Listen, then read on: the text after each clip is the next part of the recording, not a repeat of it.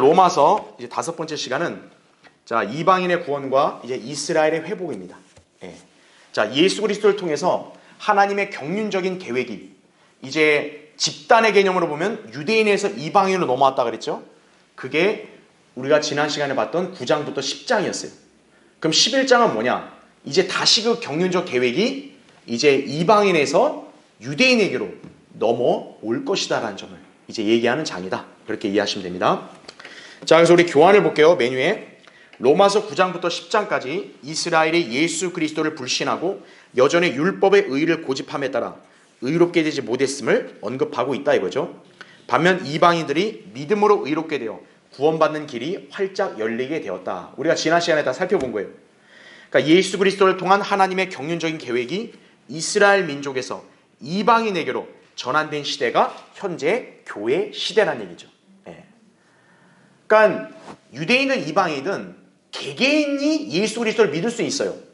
하지만 하나님이 이 집단의 개념으로 다루시는 그런 관점에서는 지금 이 교회 시대는 유대인 민족이 아니라 이방인이 지금 어떻게 보면 중심이 되어 있다는 얘기죠. 예. 자, 이제 그러나 바울은 밑줄을 쳐놨죠. 11장 전체에 걸쳐서 하나님께서 유대인을 결코 버리지 않으셨음을 강조한다라는 얘기예요. 자, 그 점을 올리브 나무의 비유를 들어서 설명을 한다 이거죠. 이제 이방인들이 죄악의 충만함으로 인해 하나님의 경륜이 유대인에게로 다시 이제 전환이 될 것이라는 얘기죠.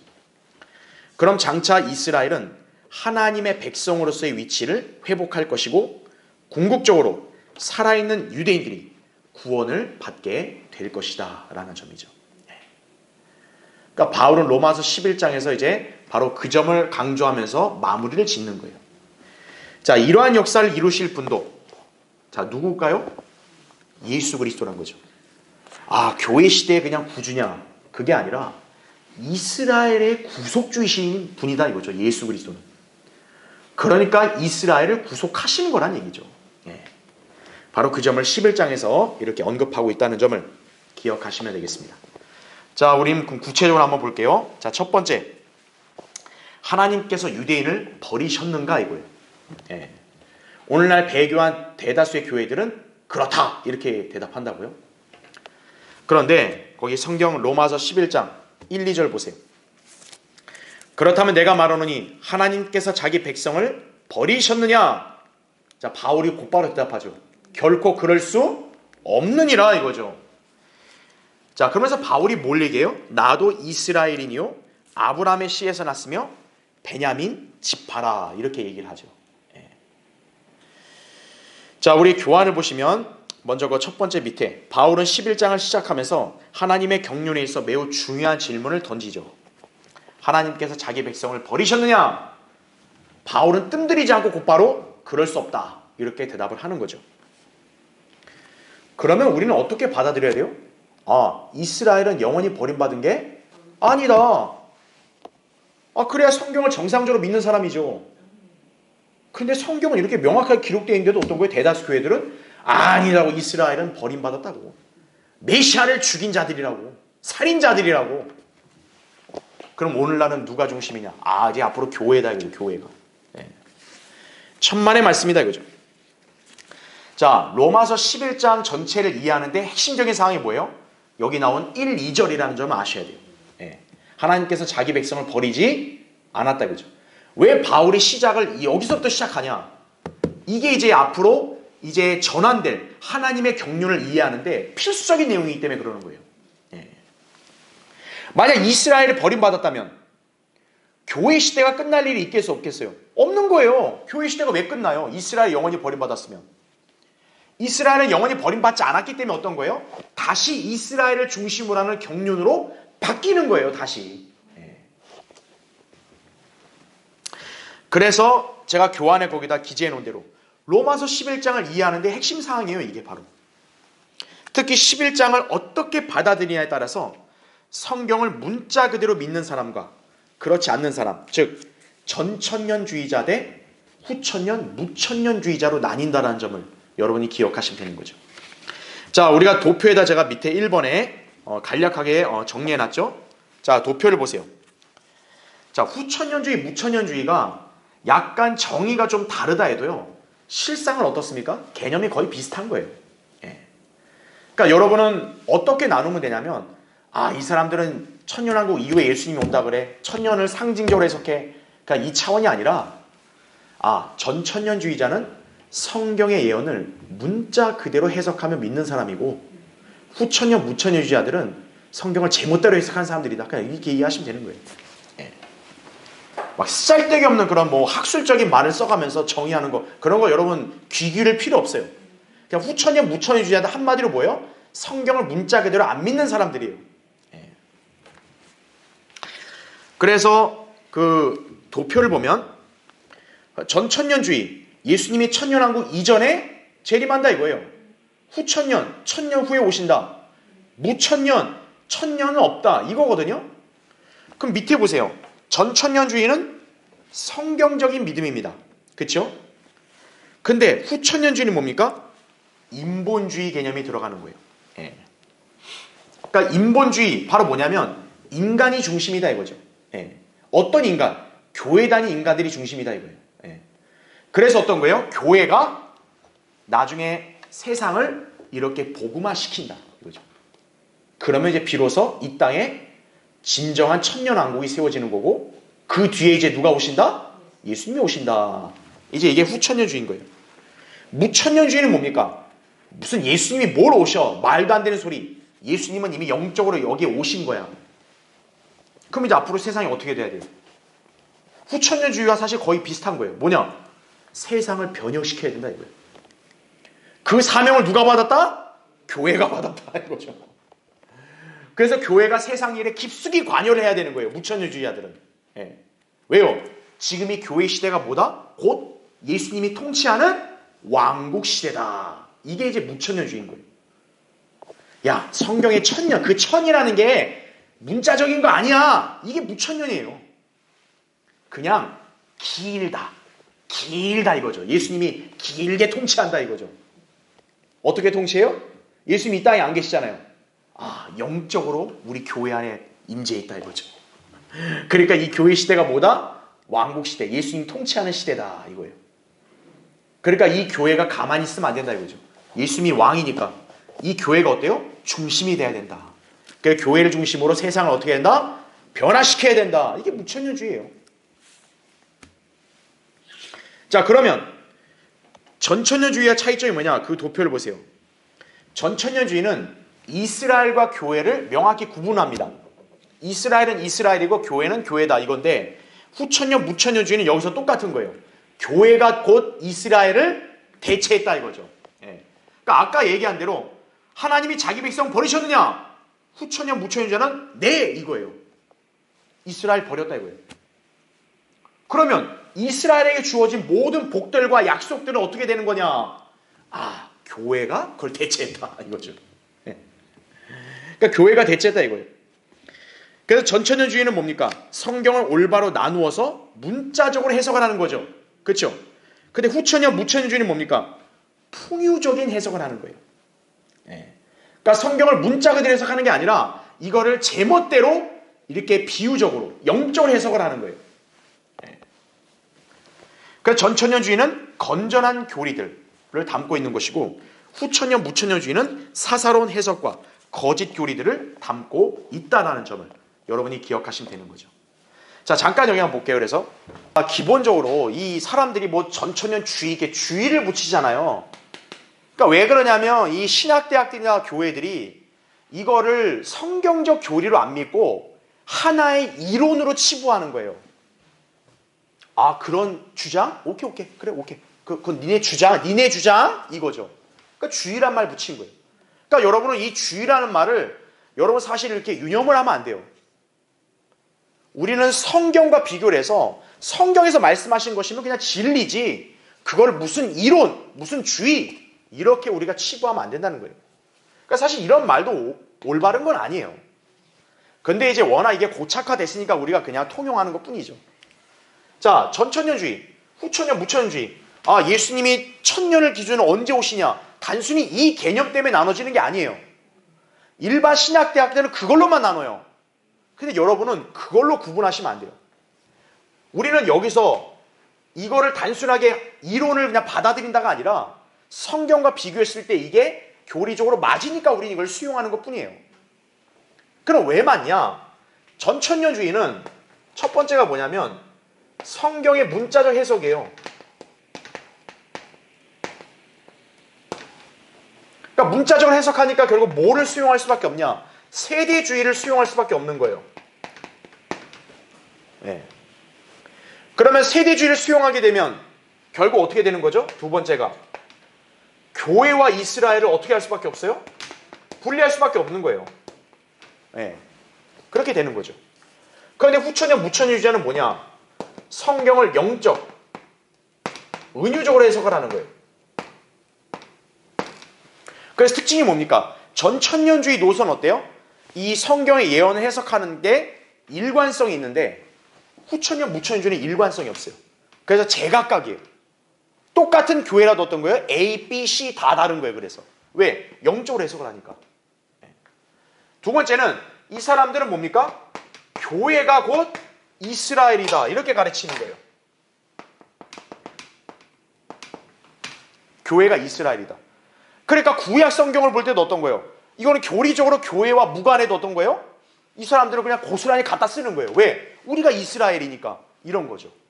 근데 문자적으로 안 맞아. 그럼 어떻게 하면 되는 거예요? 아, 영적으로 해석하면 되지. 이거죠. 그러니까 성경을 되게 편하게 하는 거예요. 이 사람들은. 예. 자기들 구미에 갖다 쓰는 거예요. 그냥 필요한 거를. 그러니까 교회가 이스라엘이다 이거죠. 근데 그냥 이스라엘이라고 하면 안 되니까 꼭 여기다 뭘 붙이냐? 영적 이스라엘. 아주 편한 집단이에요. 편한 집단이에요. 예. 그래서 여러분 알아야 될 게 뭐냐면 전천년주의는 특징이 뭐냐면요. 세 번째가 성경을 문자적으로 해석하니까 어떤 거예요? 세상은 갈수록 어떻다? 악해진다 이거예요. 그래서 교회가 여기서 할 수 있는 일은 뭐냐? 세상을 변화시키는 게 아니라 예수님의 오심을 고대해야 된다 이거예요. 그 사이에 뭘 해야 되냐? 복음 전파를 해야 된다. 이게 바로 전천년주의의 핵심이에요. 사실은. 그러니까 여러분들이 알아야 될 게 뭐냐면 예수님이 천년전에 오신다. 그냥 그걸 믿는 게 중요한 게 아니라 진정한 전천년주의자는 뭐냐면 세상을 변화시키려고 발버둥을 치는 게 아니라 세상이 악해져 가기 때문에 어떤 거예요? 예수님이 속히 오시는 걸 고대하는 사람이 전천년주의인 거예요. 그럼 그때까지 교회가 할 일은 뭐냐? 복음 전파해서 한 명 한 명의 혼들을 빨리 지옥에서 건져내야 된다. 이걸 가르치는 거예요. 전천년주의는. 후천년 무천년주의는 뭡니까? 세상이 갈수록 어떤 거예요? 좋아진다 이거죠. 누구 때문에? 교회 때문에 좋아진다 이거죠. 예. 그래서 이게 바로 어떤 사고방식이냐? 인본주의, 진화론 사고방식이에요. 이게 바로.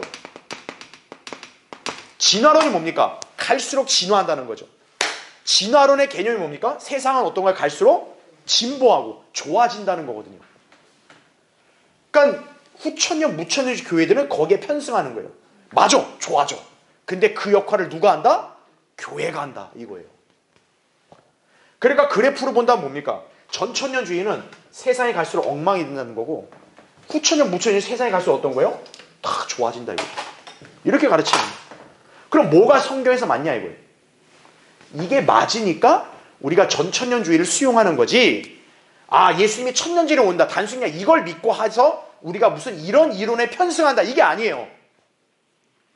전천년주의자들 중에서도 틀린 사람들이 꽤 많아요. 그러니까 우린 이거를 맹신하는 게 아니고 전천년주의에서 강조하는 게 뭐냐? 바로 이거라는 거죠. 요거. 이게 성경적으로 맞으니까 우리가 이거를 수용하는 거지. 무슨 우리가 여기 이론에 우리가 편승하는 게 아니라는 거죠. 그러니까 여러분이 그걸 잘 아셔야 돼요. 대다수 교회들은 다 뭐냐? 이렇게 믿는 거예요. 그러니까 이런 교회들은 어때요? 로마서 11장을 읽을 때 문자 그대로 해석하고 이해하지를 못하는 거예요. 그걸 여러분이 기억하셔야 돼요. 그렇죠? 로마서 11장을 제가 이제 비중 있게 먼저 이렇게 살펴보는 이유는 바로 예수 그리스도와 연관해서 그분의 재림에 관련된 예언인 이스라엘의 회복에 대해서 다루고 있기 때문에 그렇다 이거죠. 그렇죠? 자, 그래서 밑에 2번 보세요. 2절에서 하나님께서 잘 보세요. 미리 아신 자기 백성을 버리지 아니하셨느니라 이렇게 말씀하고 있죠. 무천년 주의하들 말하듯이 영적인 이스라엘, 교회가 구약의 이스라엘 민족을 대체한 것이 결코 아니다라는 사실이죠. 그렇죠? 예. 그러니까 바로 뒤에서 나오는 예가 뭡니까? 바울은 뭘 근거로 이 얘기를 하고 있냐면 구약의 엘리야 시대를 예로 드는 거예요. 예. 그러니까 우리가 알 수 있는 게 뭡니까? 지금 바울이 여기서 언급한 하나님의 백성이라 했을 때는 영적인 개념이 아니에요. 왜요? 구약의 엘리야 시대를 예로 들고 있기 때문에 이건 지금 무슨 영적인 개념이 아니라는 거죠. 예. 여기는 물리적 백성, 유대인을 가리킨다 이거죠. 그래서 밑에 3번을 보세요. 왜 바울은 하나님이 유대인을 버리지 않았냐고 이렇게 자신있게 얘기하냐? 구약의 엘리야 때에 하나님께서 남은 자를 두셨기 때문이다. 그걸 얘기하는 거예요. 그러니까 여러분 거기 교환의 맨 밑에 2절부터 5절을 제가 요약해놨죠. 너희는 성경이 엘리야에 관하여 말한 것을 모르느냐. 그래서 엘리야한테 하나님께서 하신 말씀이 내가 나를 위하여 바알의 형상에 무릎을 꿇지 아니한 7,000명을 남겨두느라 얘기했죠. 그러므로 이와 같이 지금도 은혜의 선택하심을 따라 누가 있다? 남은 자가 있다 이거죠. 그러니까 중요한 게 뭐냐면 교회 시대는 하나님이 경륜적으로 다루시는 집단이 유대인이 아니라 이방인이잖아요. 그런데도 어떤 거예요? 구원받는 유대인들이 있다라는 거죠. 그러니까 경륜적인 관점에서도 제껴져 있는 유대인인데 그래도 구원받는 유대인들이 있잖아요. 그러니까 결국 뭡니까? 하나님은 유대인을 아예 버린 게 아니다라는 점을 이런 사실로도 입증하신다는 얘기예요. 다음 페이지 보세요. 그래서 맨 위에 괄호 1번. 바울은 열왕기상 19장 14절을 인용하고 있다는 거죠. 당시 엘리야는 아방의 아내 이세벨의 위협을 두려워하여 도망치는 상황이었어요. 그래서 엘리야가 하나님 앞에서 죽기를 이렇게 구했다 이거죠. 그러니까 엘리야가 왜 낙담을 했느냐?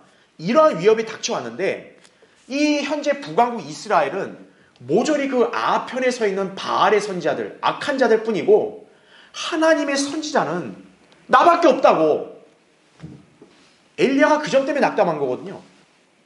그러니까 하나님이 그 엘리야를 어떻게 위로하였냐면 아니 너 혼자만이 내 선지자가 아니다 이거예요.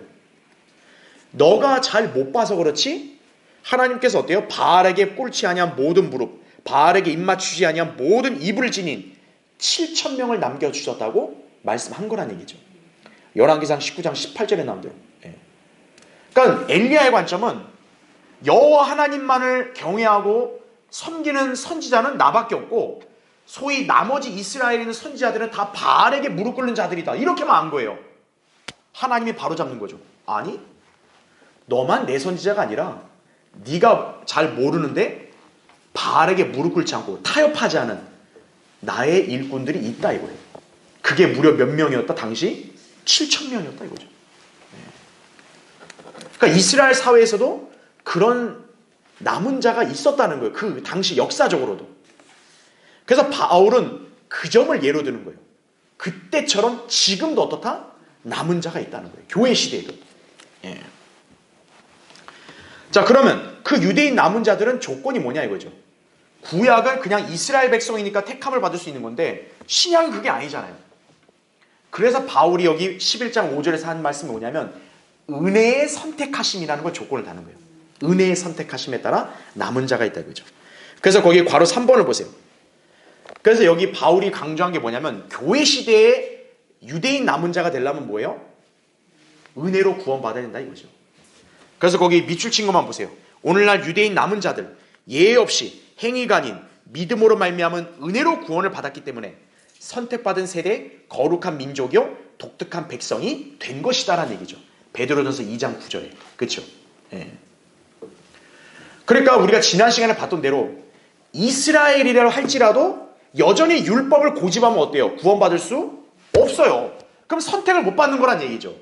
반면에 유대인이어도 옛날 자기 조상들처럼 고집을 피우는 게 아니라 예수 그리스도를 믿음으로 이렇게 구원받는다 이거예요.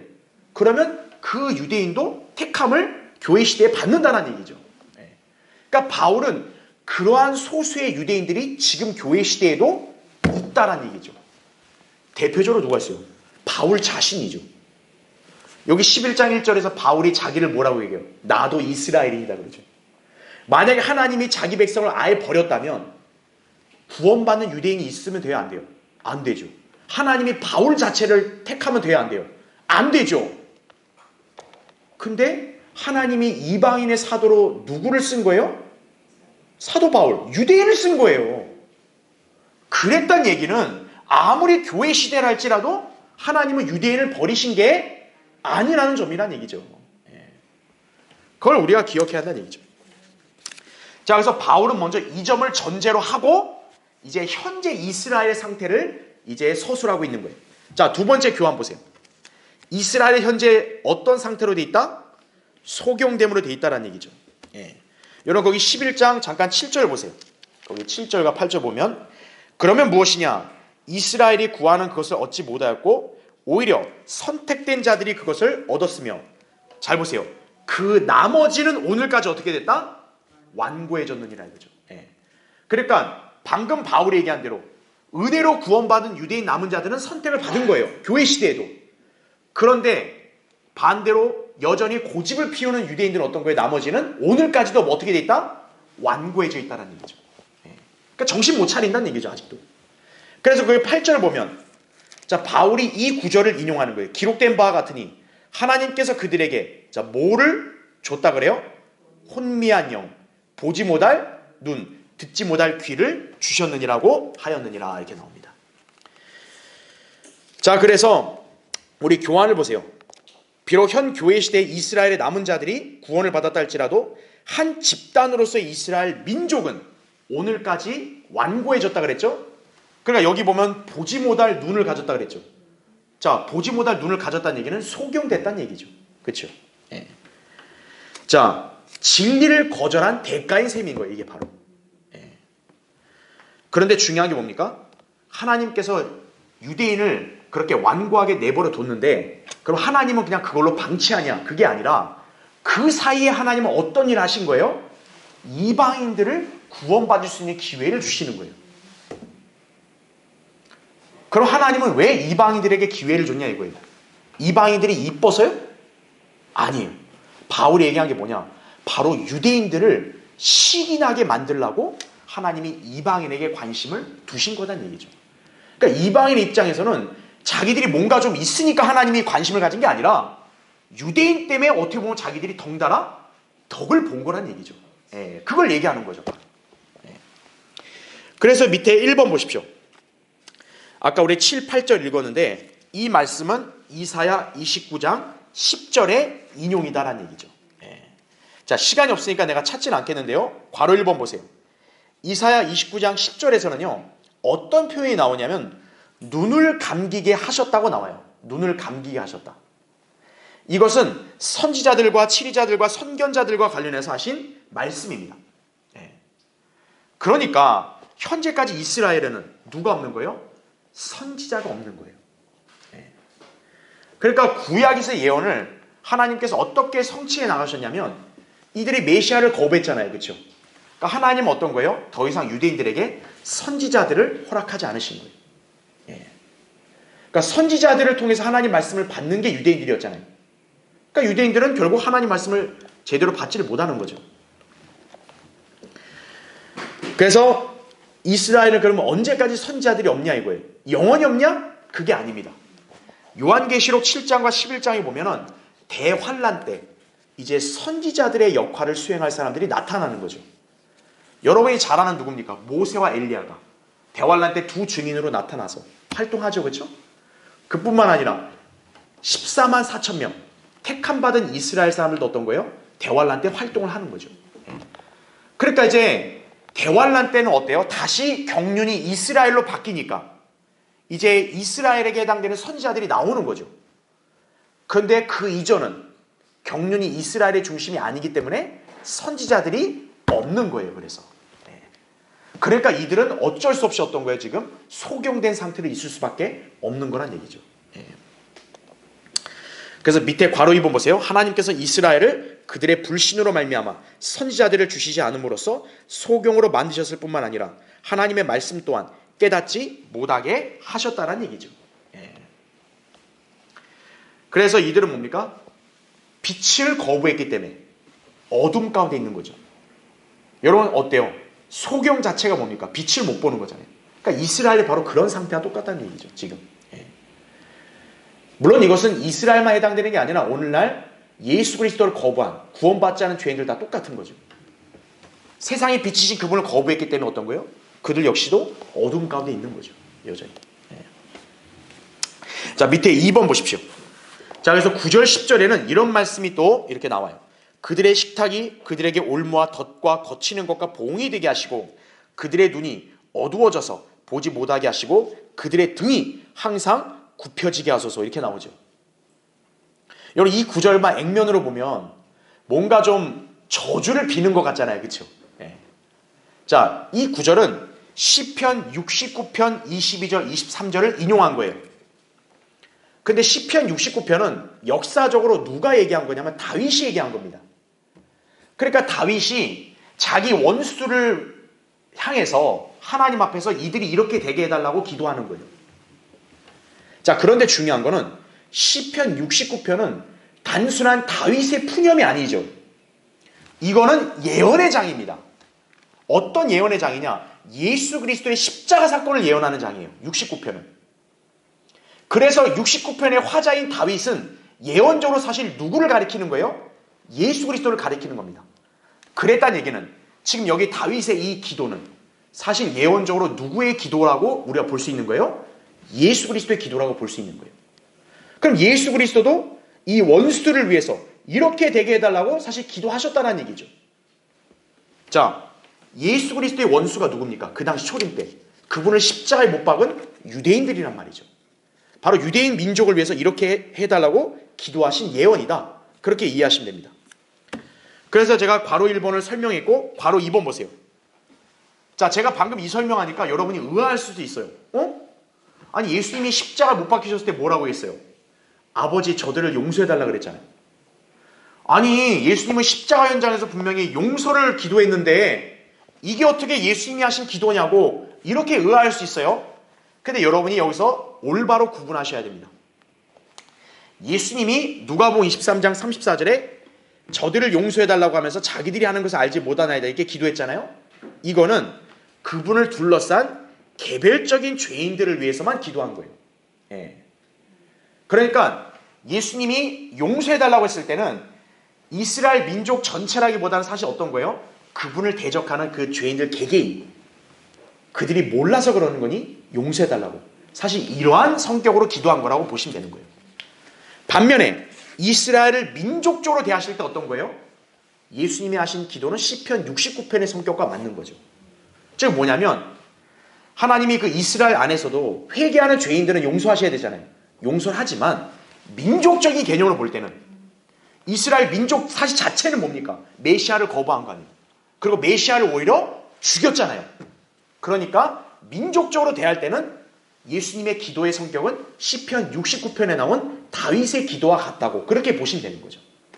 그러니까 결국 어떻게 된 거예요? 결과적으로 이스라엘 민족 전체는 이 다윗이 저주한 대로 그들은 굽혀진 거죠. 등이 굽혀지고 한마디로 비정상이 돼버리는 거죠. 그렇게 이해하시면 됩니다. 자, 밑에 3번 보세요.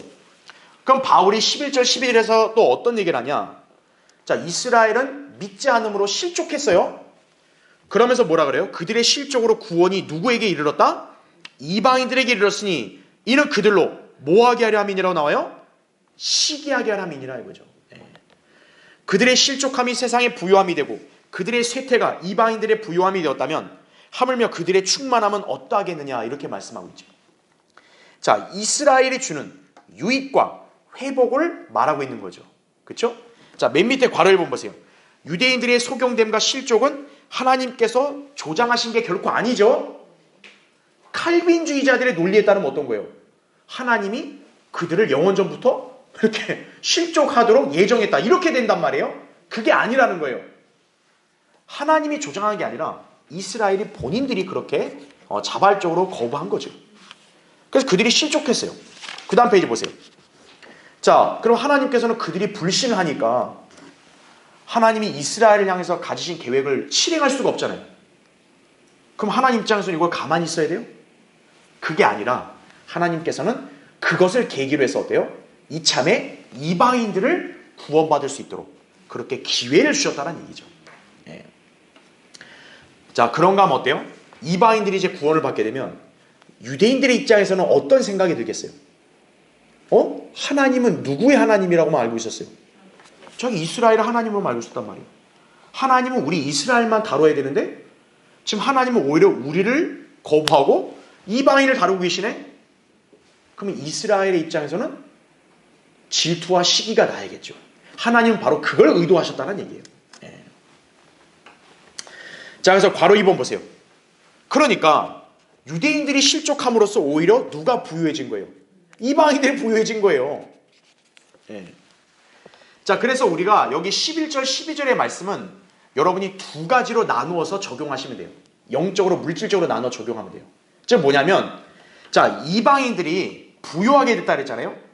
이 이방인들의 부유함은 두 가지 여러분 관점으로 나누어서 적용하면 돼요. 첫째는 뭐냐? 일단 구원받은 이방인들은 어때요? 구원받은 이방인들은 그리스도의 몸에 참여하게 됐죠. 그렇죠. 그래서 에베소 2장 19절에 보면 성도들, 하나님의 가족이 됐다고 얘기하죠. 자, 이방인들 중에서도 구원받은 사람들은 그리스도의 몸에 참여하는 그런 놀라운 영적인 복을 받았어요. 그럼 반대로 구원받지 않은 이방인들은 어떨까요? 그들은 비록 구원을 안 받았지만 사실 오늘날 세상이 어때요? 그리스도의 몸인 교회 때문에 세상도 덩달아 덕을 보는 거죠. 그렇죠. 예. 그러니까 여기에 이방인들의 부유함은 두 가지 성격으로 나누면 되겠구나. 구원받은 이방인들에게는 정말 그리스도의 몸에 참여하는 영적인 복을 누리게 된 것이고, 그 다음에 구원받지 않은 자들은 그리스도의 몸인 교회를 통해서 바로 하나님께서 주시는 복들을 덩달아 향유하게 되는 거죠. 예. 자, 그런 개념으로 이해하면 되겠습니다. 그래서 맨 밑에 괄호 3번 보세요. 그래서 바울은 그런 맥락에서 12절에 이렇게 묻는 거죠. 하물며 그들의 충만함은 어떠하겠냐 이거죠. 그러니까 논리적으로 보면 유대인들이 나락으로 가는데 이방인들이 복을 이렇게 많이 받아요? 그러면 유대인들이 나락에 있을 때도 이방인들이 이런 복을 받았다면 하물며 유대인들이 이렇게 복을 받아 충만해졌으면 그럼 세상은 얼마나 더 복이 많겠냐 이거죠. 그렇죠. 네. 그걸 얘기하는 거예요. 그러니까 교회들이 이스라엘은 버림받았고 이스라엘은 멸망했나 그런 소리 하면요 정말 성경을 몰라도 한참 모르는 거예요. 예. 자, 여기서 그러면 그들의 충만함은 어떤 의미겠습니까? 유대인들이 실족했다라는 것은 그들이 이렇게 버림받은 거잖아요. 교회 시대 동안 민족적으로. 하지만 충만함은 버림받으면서 다시 회복되는 걸 가리키는 거겠죠. 예. 그러니까 여기에 충만함을 바울이 언급했을 때는 이스라엘의 회복을 가리키는 거다. 그렇게 이해하시면 되는 거죠. 예. 그래서 이스라엘 회복을 위한 하나님의 역사는 1948년에 이미 시작이 됐습니다. 그렇죠? 근데 아직 완성은 안 됐어요. 왜요? 그들은 대환란을 통과해야 되기 때문에. 그렇죠. 예. 그리고 그들은 영적으로 아직 회심을 안 했죠. 그들이 비록 국가는 재건이 됐지만 아직 이스라엘은 민족적으로 회개하진 않았어요. 그들이 메시아를 죽인 죄를 회개하진 않았다고요. 그러니까 이스라엘의 회복은 아직 완성이 된 게 아니에요. 다만 하나님은 성경의 예언에 따라 이스라엘을 회복할 것을 이미 시작하셨다는 얘기죠. 그 증거가 바로 출발이 1948년에 국가가 재건된 거죠. 그렇죠. 예. 자, 그러면 이스라엘 회복은 천년왕국 통치 때 절정을 이루겠죠. 예. 이제 그들이 완전히 충만해지는 거죠. 천년왕국 때는. 그러니까 천년왕국은 어때요? 온 세상이 완전히 복을 받는 시대잖아요. 그렇죠. 예. 바로 그 점을 얘기했다. 이해하시면 됩니다. 자, 이제 마지막 세 번째 보세요. 이스라엘의 회복과 하나님의 지혜입니다. 자, 바울은 이거를 또 어떤 단어로 표현했어요? 25절에 보면 신비라고 얘기합니다. 신비. 이스라엘이 이렇게 회복되고 이방인들이 제껴지는 거, 이거 신비다. 이렇게 얘기합니다. 예. 자, 이거는 제가 예전에 우리가 일곱 신비 공부할 때 자세히 설명을 했기 때문에 여기서 이제 교환에 있는 내용만 우리가 짚고 넘어갈게요. 자, 교환을 보세요.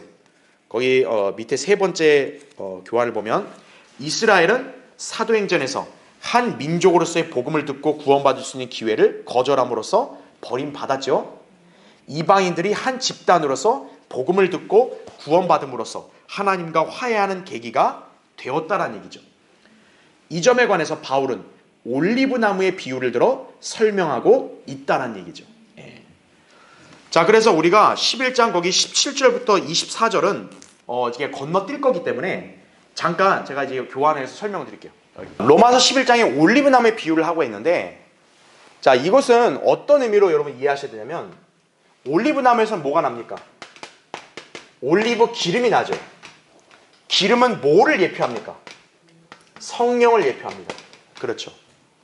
그러니까 이 올리브 나무에 가지들이 접붙여진다고 했잖아요. 가지들이 뿌리로부터 수액을 공급받는 거잖아요. 그러니까 여기 올리브 나무는 무엇을 의미하는 거냐면 성령을 받는 걸 의미하는 거예요. 그러면 성령은 뭘 통해 받아요? 구원받음으로 받는 거죠. 그러니까 여러분이 로마서 11장의 올리브 나무 비유를 어떻게 이해해야 돼요? 아하, 복음을 듣고 구원받을 수 있는 기회를 가리킨다. 그렇게 이해하시면 되는 거예요.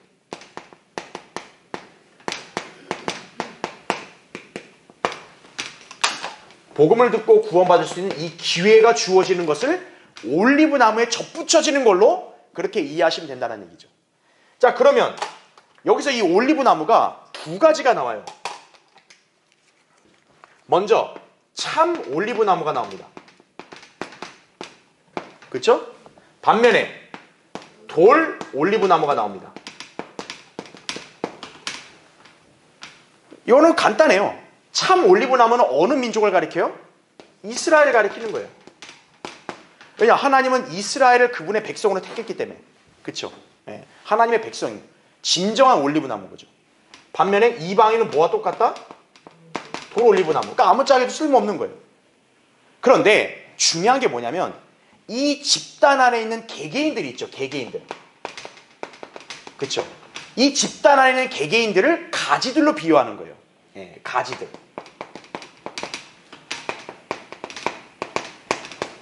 가지들로. 그래서 어떤 얘기를 하고 있냐? 참 올리브 나무. 이스라엘 안에서 모든 가지들이 꺾였다는 말을 하지 않아요? 일부 가지들이 꺾였다가 나갔다 이렇게 얘기합니다. 예.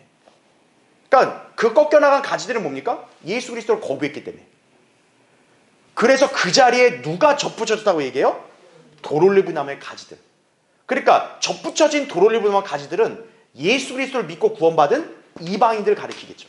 그러니까 그 이방인들이 참 올리브 나무에 붙여져서 어떤 거예요? 그들이 마치 하나님의 백성, 하나님의 가족과 같은 그런 위치에 섰다라는 걸 얘기하는 거예요. 로마서 11장. 예. 그래서 교회 시대 현재 위치는 뭐냐? 참 올리브 나무의 가지들이 꺾여 나갔어요. 돌올리브 가지들이 겸손함으로 예수 그리스도를 믿어 접붙여졌어요. 그러면 이방인들은 이거에 대해 감사함으로 하나님을 찬양하고 영광 돌려야 되는데 문제가 뭐냐? 이방인들이 까부는 거예요. 아, 이거 이스라엘 형편없는 놈들, 우리가 대단하다. 그러니까 바울이 거기다 경고하는 거죠. 까불지 말라 이거죠. 쉽게 말하면. 예. 너 자만하지 말라 이거예요. 왜요? 이 이방인들이 자만하니까 뭐냐면 유대인들처럼 예수님을 이제 안 믿으려고 하는 거예요. 하나님이 예수님 믿음으로 그냥 은혜로 구원받는 기회를 줬는데 자기들이 그걸 그대로 따르는 게 아니라 아, 우리가 이 정도네? 이들이 오히려 예수님을 거부하는 거예요. 그러니까 바울이 경고하는 거죠. 니들이 거부를 해? 야, 하나님은 참 올리브 나무 가지도 아낌없이 잘라버렸는데 하물며 접붙여지는 너희들 하나님이 버리는 건 문제도 아니다. 이걸 얘기하는 거예요. 자, 그러면서 이제 어떻게 하냐? 바로 이제 이스라엘이 회복된다는 것을 바울이 이렇게 이제 비유하는 거죠. 지금은 이렇게 전세가 되는데 이게 역전이 될 거다는 거죠. 무슨 역전이요? 이들이 정신을 못 차리고 계속 죄악이 만연하는 거예요. 복음을 거절하고. 그러면 지금 하나님의 경륜은 집단적으로는 이방인에게 기회를 줬는데 이 경륜이 이제 누구 중심으로 바뀐다 다시? 이스라엘로 바뀐다. 언제 바뀌냐? 이들이 충만하게 딱 되면 바뀐다는 거죠. 이 타이밍이 너무나 절묘한 거죠. 그러니까 이걸 신비라고 얘기하는 거예요. 이게.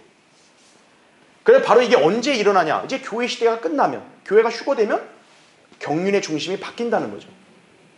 그래서 이제는 지금은 이방인들 중심으로 다루지만 유대인들로 바뀐다. 이걸 얘기하는 거예요. 예. 그게 올리브나무의 비유고 이제 뒤이어 나오는 이스라엘의 회복이라는 얘기죠. 이방인들이 자만함으로 인해 복음을 거절하고 죄악이 갈수록 충만해지고 있는 거죠.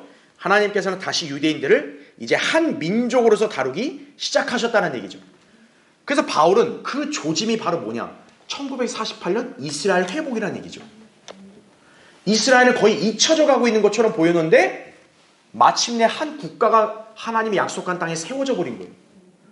이제 전세가 기울어지기 시작하는 거죠.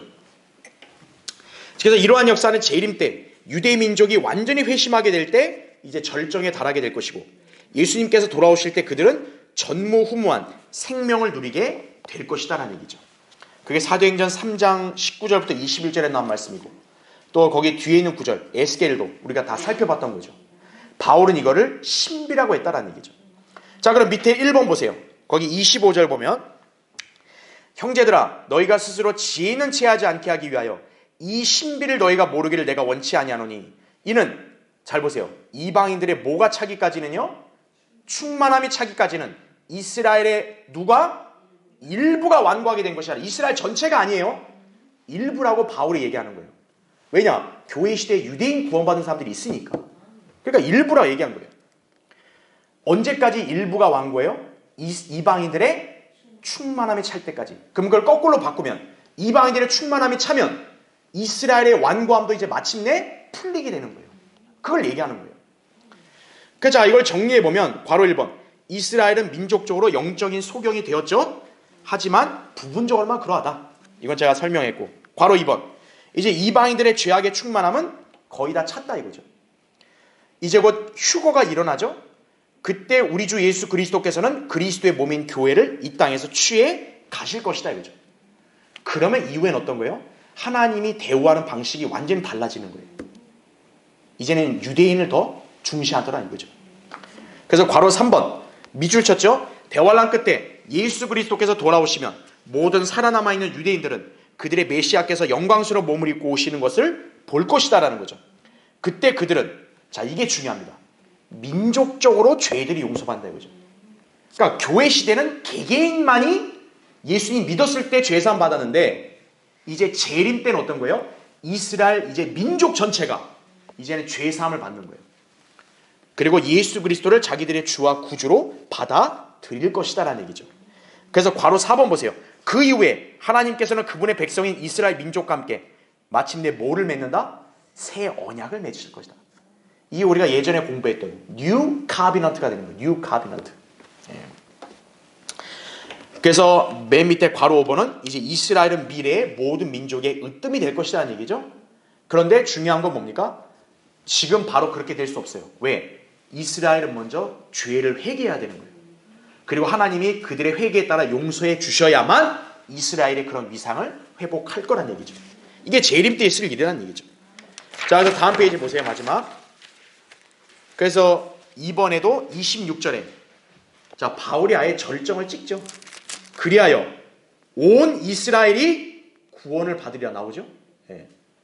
영적인 이스라엘이 아니에요. 이스라엘의 어떤 일부가 아니에요. 온 이스라엘이 구원을 받으리라 이렇게 말씀하고 있는 거예요. 그래서 다음 페이지에 맨 위에 보면 11장의 이스라엘 회복은 예수 그리스도께서 천년왕국이 시작되기 전에 재림하신다는 위대한 성경 교리와 연관되어 있다는 얘기죠. 이건 제가 이미 구약에서 너무나 많이 설명했기 때문에 넘어가고요. 3번에 자 26절 27절에 기록된 바 구원자가 자 어디에서 온다고요? 시온에서 와서 누구에게서? 야곱에게서 경건치 아니한 것을 제거하리라. 이는 내가 그들의 죄들을 없앨 때 그들에 대한 나의 언약이 이것임이라. 여기 언약이란 말이 나오죠. 오늘날 후천년 무천년주의 교회들은 이 구절을 올바로 해석을 못해요. 그러니까 여기에 이스라엘을 영적으로 교회라고 해석을 하고 여기에 언약을 예수님 피로 맺은 신약으로 아는 거예요. 그게 아니란 얘기죠.